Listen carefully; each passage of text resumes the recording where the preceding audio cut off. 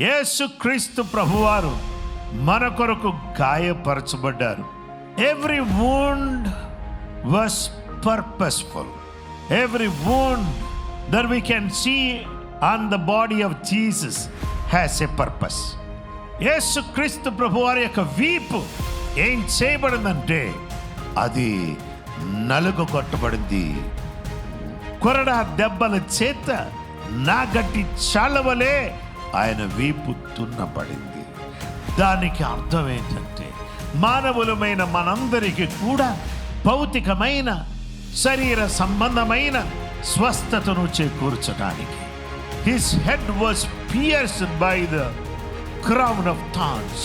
ఈ యొక్క ముళ్ళ కిరీటం ద్వారా తలలో ముళ్ళు గుచ్చబడ్డాయి. ఎందుకో తెలుసా? Healing for mental torment. మానవుడు ఎన్నో రకాలైనటువంటి మానసిక ఒత్తిడితో ప్రతి విధమైనటువంటి టెన్షన్ నుంచి నిన్ను విడిపించడానికి యేసయ్య శిలువలో తన యొక్క తలలో ముళ్ళ కిరీటం పట్టుకున్నాడు. His hands, feet were pierced. For what? Restoration of your walk and work. నీ యొక్క పనిలో నడకలో పునరుద్ధరణ తీసుకునడానికి చేతిలో కాళ్ళలో ఏం కొట్టబడ్డాయంటే మేకులు కొట్టబడ్డాయి. His suffering was specific, so your healing can be complete.